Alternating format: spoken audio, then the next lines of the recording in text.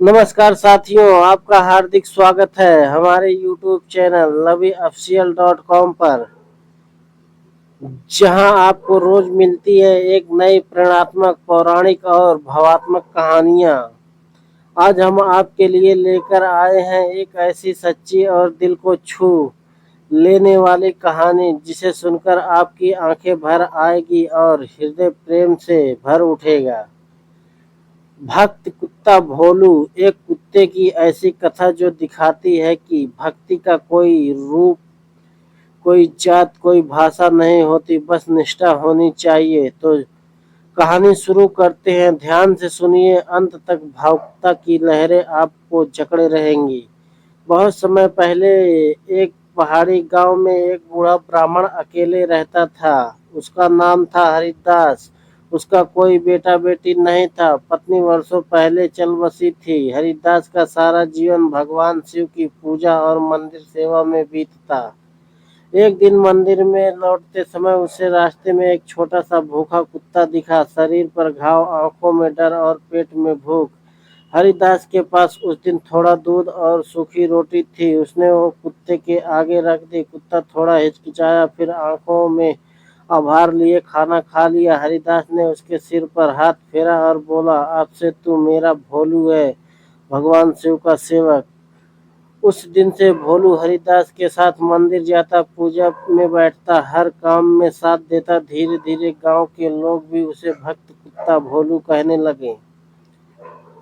एक दिन गांव की जमींदार के पुत्र की मृत्यु हो गई। क्रोधित जमींदार ने अफवाह फैला दी कि भोलू अशुभ है, या जहां भी जाता है अनर्थ होता है। लोगों ने भोलू को पत्थर मारने शुरू कर दिए।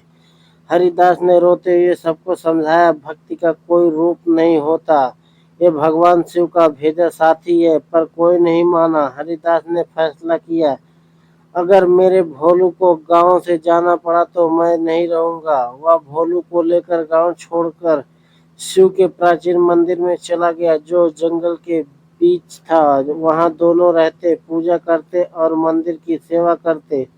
कुछ महीने बाद एक दिन एक भयंकर डकैत मंदिर लूटने आया। मंदिर सुनसान था, लेकिन जैसे ही वह शिवलिंग की ओर बढ़ा, भोलू कूद पड़ा। उसने डकैत को काटा, रोका और हरिदास को जगाया। हरिदास ने ढोल बजाया, जंगल के प्रहरी आए और डकैत को पकड़ा।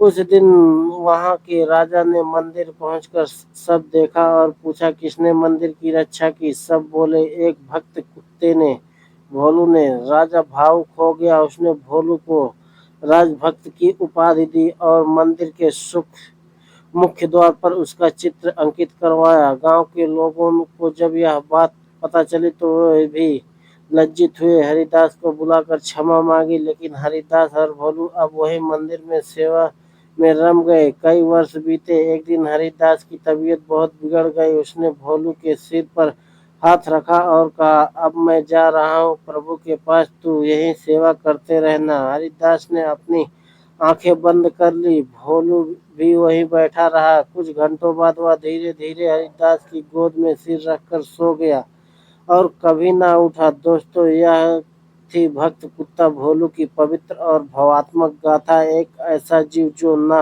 इंसान था ना ज्ञानी, लेकिन उसकी भक्ति, निष्ठा और प्रेम ने उसे अमर कर दिया।